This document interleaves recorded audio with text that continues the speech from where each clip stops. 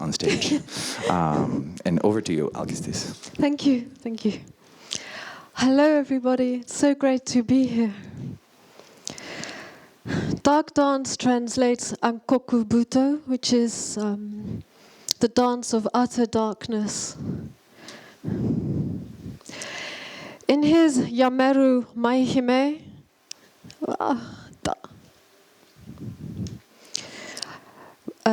which translates as ailing danseuse or ailing dancer, Hijikata Tatsumi spoke of the lessons of one weakened by sickness which lead to, quote, the darkness of the other side, the darkness of a resurrection beginning. Published in 1983, 6 years before he died, Yameru Maihime originally appeared serialized in 10 issues of the magazine Shingeki from 1977 to 1978. Like Hijikata's dances, it defies categorization. It's a surreal ethnography. The text evokes Hijikata's boyhood in Akita Prefecture in Tohoku, in the far north of Japan.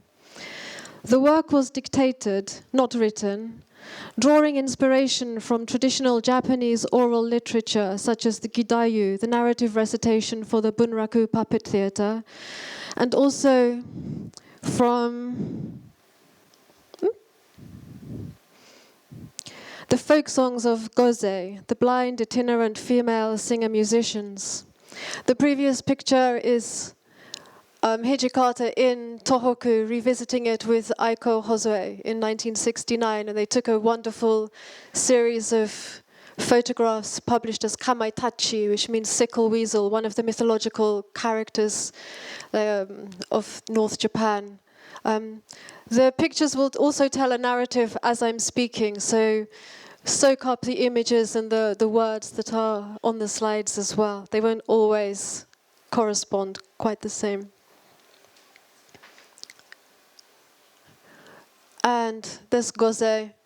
This is another interesting, there's a 1970s photojournalism on some of the last Goze surviving in Japan. And just, it's beautiful. The world of the ailing danseurs is an unbounded universe, inhabited by liminal characters and their gestures, expression, speech, and atmospheres. Buried in the body of the boy, Hijikata, memories retained by the skin hidden beneath the cast-off social skin.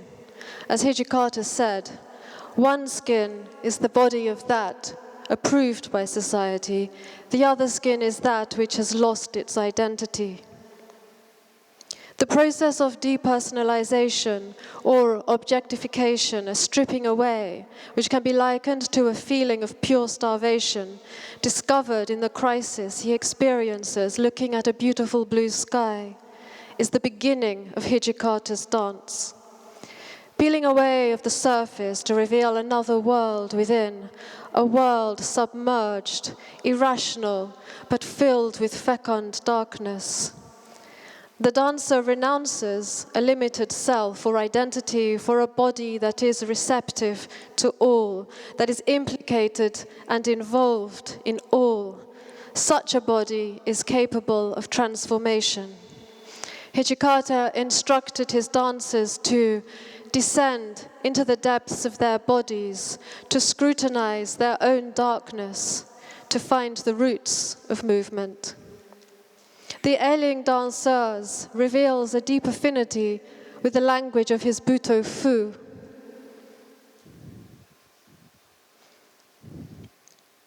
The innovative dance notation method he developed to record the movements of Butoh.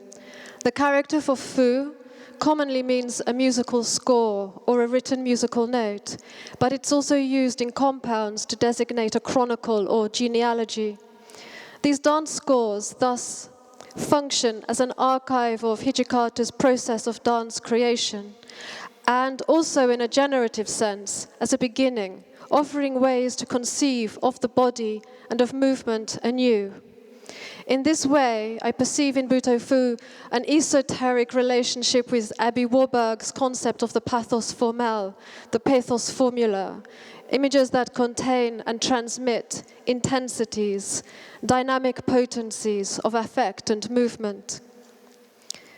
Thinking with Warburg, who understood Nietzsche to be a seismograph, I will describe a topography of this anti-dance as it emerges after Nietzsche, and taking the themes of eros, illness, and the sacred as entry points to find both the connections where Butoh emerges from and Hijikata's unique approach to movement and the body, but also where it breaks radically from this modernism in dance.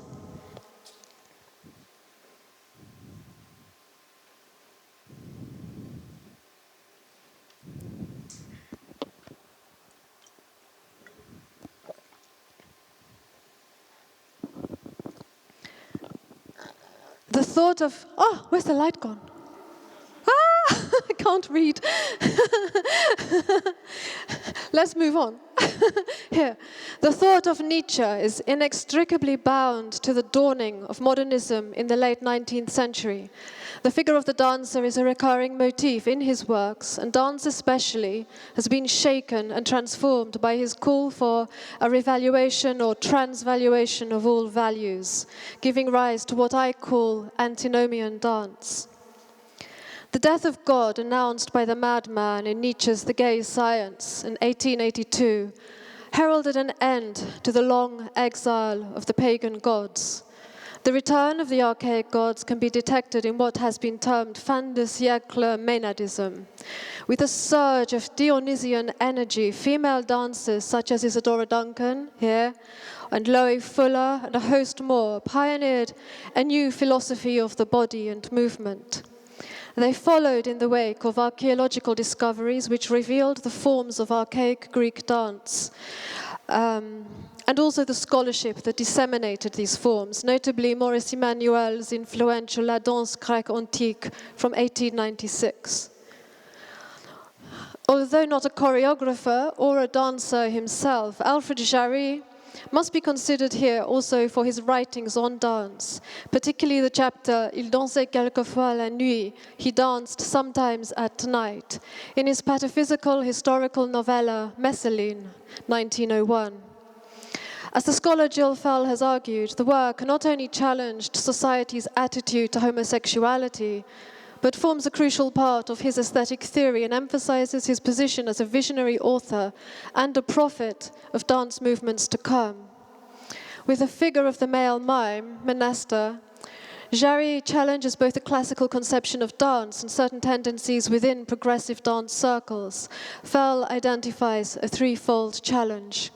Firstly, Menester opposes the primacy of the monadic or sylph-like female dancer, countering her flowing movements with a forceful homoerotic glamour. He raises acrobatics, secondly, to the status of high art on account of the strength and the skill required. And thirdly, and most importantly in my view, he opposes dance as spectacle. For Jarry, dance has a purpose and an action beyond what is seen, as evidenced by the centrality of dance in ancient religion. This conception prefigures expressionist dance and Hijikata Tatsumi's statement that dance for display must be totally abolished. Jarry's Messalin anticipates I got slides in the wrong order. Here we go. Jarry's Messalin anticipates the appearance of Vaslav Nijinsky and the arrival of Diaghilev's Ballet Russe by some 9 years. An admirer of Duncan, Nijinsky would himself, in the 4 choreographies he created, launch a revolution in dance. As Nicolas Thérisard notes, speaking of Le Sacre de Printemps, and this is an image from the original, a new poetics of culture unfolded from this modernist rite. Nijinsky's movements were jarring, frenetic, asymmetrical, and contradicted the principles of classical ballet technique. The usual qualities one expects in Western classical dance, grace, elegance, lightness, nobility, and so on, do not exist in the rite of spring. Instead, a set of ugly aesthetic qualities define Nijinsky's choreography. Compact groups, repetition of movement, turned-in feet and legs. It's quite brutal and it's just stunning.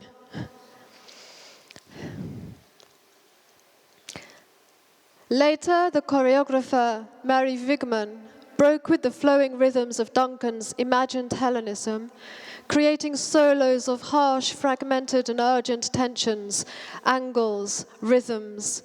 Wigman's ability to synthesize and assimilate to her own vision the innovations of modernist art movements such as primitivism, expressionism and Dada is key to her originality, as indeed was her intellectual appetite. Nietzsche's Zarathustra was an abiding influence, and her work was forged in the context of Dalcroze's eurythmics and Rudolf von Laban's movement techniques. I'll just go back. Rudolf, that one.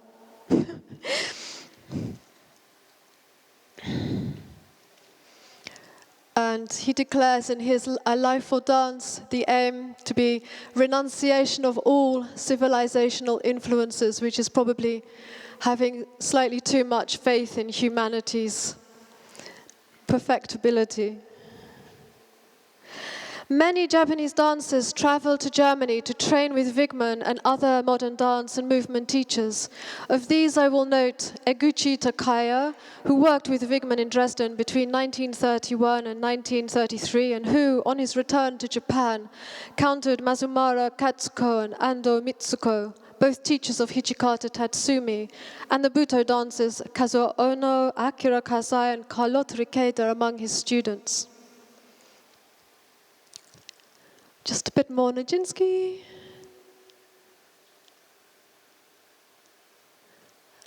Wigman. Finally, I must acknowledge, especially as we are in her city, Anita Berber, infamous for her scandalous life as art, as high priestess of Weimar Berlin's sexual and moral inferno, which has overshadowed her singularity as a dancer and choreographer. Educated at the same progressive academy as Wigman, the Dalcroze Institute at Hellerau, which taught the Dalcroze method and also eurythmy. Her dances of vice, horror and ecstasy with her partner Sebastian Droste must have been a remarkable experience. We are indebted to the choreographer and dance historian Joe Jenchik for his study of the dancer, published a couple of years after she died, wherein he gives details of her performances and choreographies and their effects on him. He writes of one of these dances: "All of this is executed in a technique of natural steps and unsought poses. In this dance, the attitudes are tragically aborted, the arabesques demonically extended. The turns of the body around its own axis are outrageously slow. The impulsive jumps like whiplashes always end in a chiseled porte-bras. The counter movements of the head are unexpected, all too much for poise to bear." And here I'll conclude what is too brief an account of this modernist impulse in dance, because I want to get on to where I also see the roots of Butoh and Nietzsche, the carnal body and its depths. Here's our man. In The Will to Power, Nietzsche remarks that in the vast multiplicity of events within an organism, that part which becomes conscious is but a small corner of it. That which is called body and flesh is of such unspeakably greater importance, the rest is a small accessory to it. I'm very, very interested in the interpretations of Nietzsche by Pierre Klosowski, who's part of the Collège de Sociologie and the Acéphale group of Georges Bataille. His Nietzsche and the Vicious Circle is an absolutely staggering book. Klosowski conceptualizes the body as a product of conflicting forces. And here's my cat picture. The body is a product of chance, It is nothing but the locus where a group of individuated impulses confront each other so as to produce this interval that constitutes a human life. Impulses whose sole ambition is to de-individuate themselves. What is born from chance association of impulses is not only the individual they constitute at the whim of circumstance, but also the eminently deceptive principle of a cerebral activity that progressively disengages itself from sleep. Klosowski's term impulse translates an extensive vocabulary in Nietzsche's own texts. Nietzsche uses drive, desire, instinct, power, force, impulse, passion, feeling, affect, pathos, and so on. Many, many, many terms, all translated by Klosowski as impulse or impulsive forces. In Will to Power, Nietzsche writes, "The isolation of the individual ought not to deceive us. Something flows on underneath individuals." The impulsional forces, this underflowing beneath all of us that we are all responding to all the time, described by Nietzsche and Klosowski, are forces that move us. They move us beyond language because they exist before words even form. Classical and traditional dances are codes that belong to peoples, to societies, to groups. They are understood. They generate community, communitas. Butoh, this antinomian dance, emerges from a world without speech, from the unintelligible depths of the carnal body.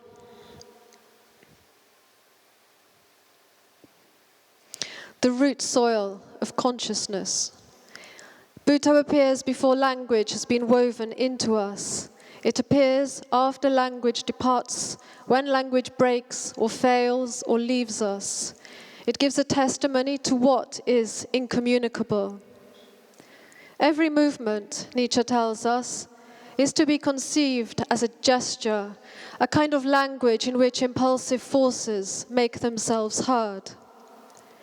And these fluctuating intensities of the body's impulses drives the inner material of the dancer to emerge in tensions. And in German, the word Tanz contains this connection to the tension, to this idea of extension and tautness, and as if it's a string, as if the body is a string being played by these forces. And Butoh is much closer to this world than the classical dance, which although it plays with tensions, it is in an aesthetic and codified and shared sense. With Butoh, there is much more, it belongs to this underflow, the underflow beneath all of us, which we respond to at that visceral level, not at the level of our thinking. And it's in this sense that I talk of myself sometimes as a headless dancer. It is to remove this aspect of the dance and to give it to the body and to allow the body to speak, and especially those parts of the body that have been submerged beneath society's codes or beneath approved ways of doing things. So on to antinomian dance. Hijikata stated, "Since I believe neither in a dancing method nor in controlling movement, I do not teach in this manner." This is his first performance, Kinjiki. The word colors can be translated as eros, because in the 9th century in Japan, the word for color also took on the connotation colorful as in sexual. So it has a double meaning. In revolt against the conventions of Japanese post-war society, Hijikata's first and last performance as part of the All Japan Art Dance Association took as its theme homoerotic desire. Inspired by the 1951 novel by the controversial writer and intellectual Yukio Mishima, Kinjiki already reveals qualities that would be increasingly refined in his later Butoh works. Condensed energy, tension, crisis, brutality, an emphatic corporeality, a preoccupation with darkness as a repository of the rejected, the excluded, or the forbidden, and as a visual element on stage. The second half of this dance was performed in darkness, and also, very importantly, the erotic. The performance polarized its audience. It was described as a sadomasochistic homoerotic act. It involved the sacrifice of a rooster. So it was also a ritual act. But on the other hand, other people were catalyzed by what they saw. His future wife, Akiko Motofuji, described the performance as electrifying. And it led to his sudden break from the Japanese dance establishment, even modern dance. So in this dance, we see that he is rejecting both Western dance and traditional Japanese dance. We see the beginnings of a turn towards the pre-modern because of the emphasis on sacrifice and also the sacre gauche, to use Bataille's term, the sacred, that part of the sacred that's usually excluded from organized religion but involves everything that is separate from normal life, but is dark or otherwise unpalatable. We also see crisis. The scholar and translator of the Marquis de Sade, Antonin Artaud, Shibusawa Tatsuhiko, described Butoh as the crisis that lies within the body.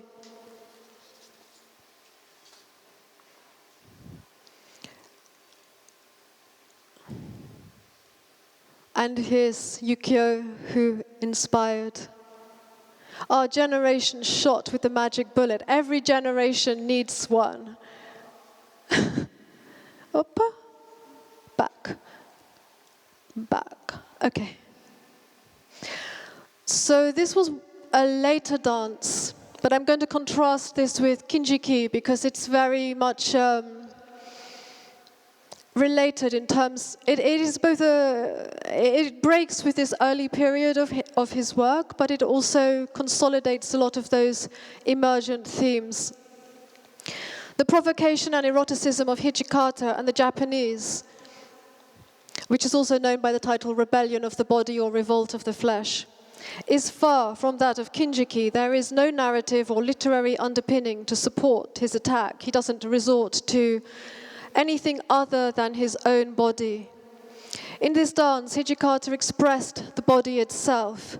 Reduced through an ascetic regime of fasting and physical discipline, he appeared and gave himself in performance with a violence and eroticism that took the body both as the subject and as the means. It's purely about the body. This particular shot is where he's adorned himself with the golden phallus, inspired by the very recent translation of Heliogabalus by Shibusawa. So they were very energized by Artaud's writing. And another image from, this is a bright scarlet dress he's wearing, and you can see his expression is demonic. The Butoh can be said to partake of shuaka no bi, which is the aesthetics of ugliness in the pre-modern Japanese aesthetic sensibility. Beauty was not the sole or dominant principle at work. The grotesque, cruelty, darkness are also present and valued as essential components of art, of life. And we see this in Butoh. Butoh includes all of this, what is found in the darkness. And so Hijikata, confronted with the light that is overwhelming consciousness with the spread of modernity, this casting into shadow all that existed before, things that he remembered particularly from his childhood in Tohoku, this world that was vanishing, and seeing just the encroachment of modernity and also the post-war Japanese societies. In order to get over the trauma of the war and their loss, the need to just look to the future and to deny everything to do with the past, to just forge on and concrete over everything, change, deny what they were. The dancer, as Hijikata perceives them, their job is to excavate the darkness of her or his body. This process can be considered as an archaeology of ecstasy because the consciousness that is discovered or nurtured in this work is ecstatic. It heralds the presence of the other, of this other that is hidden within us, or the other that comes forward to meet us in this dark space. And this is another later performance from around the same time. One of his dancers, she's an extraordinary dancer, Yoko Ashikawa, just embodying this lost world, figures that he had learned. This is a beautiful picture. This is antinomian dance. There he is going the other way, while all of the police wearing a back-to-front kimono, woman's kimono, and his hair long. He always wore his hair long, like a woman, and chose to live a very physically, like he was conventional in some ways, but in other ways he was very against all that and lived that.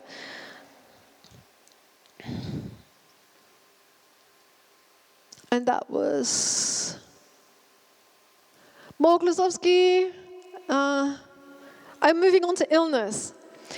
In Hijikata's own words, when one considers the body in relation to dance, it is then that one truly realizes what suffering is. It is a part of our lives. And he says, I have always danced in a manner where I grope within myself for the roots of suffering by tearing at the superficial harmony. Something is hiding in our subconscious, collected in our subconscious body, which will appear in each detail of our expression. Here we can rediscover time with an elasticity sent by the dead. Something can be born, can appear, living and dying in a moment. And at this point in his development as a dancer and choreographer, he was not just talking about the nikutai, the carnal body, but he went further and talked about the suijakutai, the weakened body. And it was the understanding that there is something valuable in illness, in weakness, in disability, in accepting the body as it is in all states of its life, the old bodies, the bodies of farmers bent over and crippled because they're in rice paddies all day. He also returned to his earliest memories, which was being as a child when the farmer was his father would take them out to the fields and they are working. The children were like put in tiny baskets and like they were all crunched up like this. So you have these very broken bodies. Hijikata's Butoh foregrounds aspects of animate existence excluded from traditional or classical dance and marginalized or excluded from waking life, involuntary movements, convulsions, seizures, collapse, distortion, disfigurement, and also animal and hybrid forms that can evoke both clowning but also sacred rites. And these kind of forms evoke also descriptions of the witch's Sabbath by demonologists, imagined, of course, like Jean Baudin and Delancre. The hysteric performances at the Paris Salpêtrière Hospital, demonic possession, and the dancing sickness, choreomania. So for me, one of the things I find very interesting is to explore this compulsive movement, this spasmodic movement, the movement that is forced out of the body by circumstances that are beyond the control or the mind of the person who is dancing. And although many of these descriptions are dances which are pathologized, with the Butoh dancer, there is a deliberate use of this. And I'm thinking that, for example, Charcot described the hysterics as having displaying something he called neuromimesis, which was an ability to replicate movements they saw in other pathologies, such as epilepsy, and reenact them. There's something very performative about hysteria. And I think sometimes that the Butoh dancer has a similar quality of this neuromimesis. We absorb through feeling and seeing bodies and how movement happens, and are able to replicate it and bring it through our body and access those parts that are sort of, that only come out when you're breaking. So I think I actually run out of time and I didn't even get to the last bit, but you can ask me questions or we can talk about this later, and I will also write this up. Thank you so much.